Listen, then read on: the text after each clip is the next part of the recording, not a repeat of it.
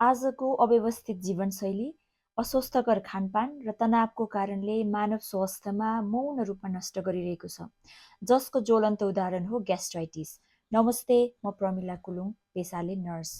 आज हामी नेपालीहरूको साझा समस्या ग्यास्ट्राइटिसको बारेमा, यो कसरी हुन्छ, किन हुन्छ र यसबाट बच्न के गर्न सकिन्छ भन्ने विषयमा भिडियो लिएर उपस्थित भएकी छु।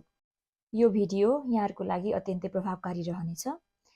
ग्यास्ट्राइटिस भनेको हाम्रो पेटको भित्री तह ग्यास्ट्रिक म्युकोजामा सुनिनु हो। यस अवस्थामा पेटको भित्री सतह कमजोर भई पेट पोल्ने, दुख्ने र पाचन प्रक्रियामा समस्या देखा पर्छ। यसको मुख्य कारणहरू के हुन् त अब कुरा गरौँ।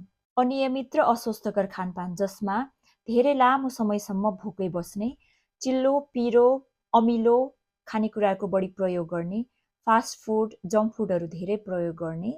अर्को मुख्य कारण अत्याधिक मदिरा सेवनको कारणले हाम्रो पेटको भित्री पर्खालमा झन् नाजुक र कमजोर बनाउँछ। त्यस्तै अर्को मुख्य कारणमा ब्याक्टेरिया, हेलिकोब्याक्टर पाइलोरी भन्ने ब्याक्टेरिया हाम्रो पेटमा संक्रमण भई ग्यास्ट्राइटिस हुने सम्भावना धेरै हुन्छ। धेरै लामो समयसम्म दुखाइ कम गर्ने औषधि पेन किलरको प्रयोग गर्दा पेटको भित्री तहलाई नष्ट गर्ने सम्भावना धेरै हुन्छ।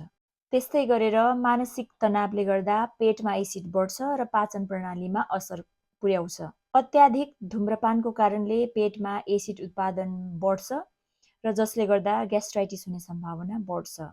खाली पेटमा अत्याधिक मात्रामा कफी, चिया र कोल्ड ड्रिङ्क्सहरूको प्रयोगले गर्दा पेटमा जलन बढ्छ र ग्यास्ट्राइटिस बढ्ने सम्भावना धेरै हुन्छ।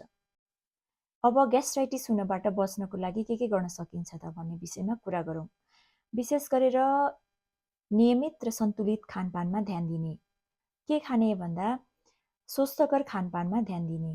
धेरै चिल्लो, पिरो, अमिलो भएको खानेकुराहरू कम गर्ने, प्रशस्त मात्रामा फलफुलहरू खाने, सागसब्जीहरू प्रशस्त मात्रामा खाने, सुपहरू प्रशस्त मात्रामा पिउने, खाली पेटमा हल्का मनतातो पानी पिउने।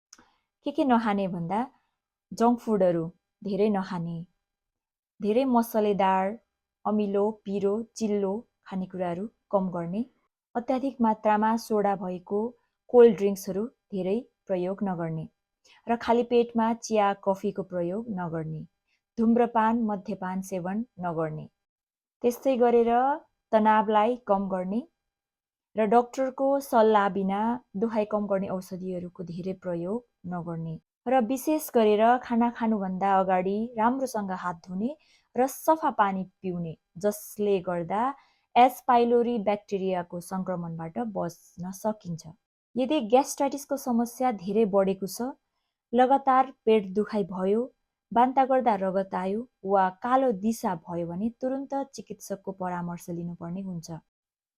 स्वस्थ पेट बिना स्वस्थ शरीर सम्भव छैन र स्वस्थ शरीर बिना सफल जीवन कल्पना गर्न सकिँदैन। त्यसैले सन्तुलित खानपान र अनुशासित जीवनशैली अपनाएर ग्यास्ट्राइटिस हुनबाट बच्नुहोला भन्दै आजको भिडियो यहाँहरूलाई कस्तो लाग्यो, सल्लाह सुझाव र प्रतिक्रिया दिन नभुल्नुहोला र यस्तै स्वास्थ्यसँग सम्बन्धित भिडियोहरू लिएर फेरि उपस्थित हुनेछु भन्दै आजको भिडियोबाट बिदा हुन चाहन्छु। धन्यवाद। नमस्ते।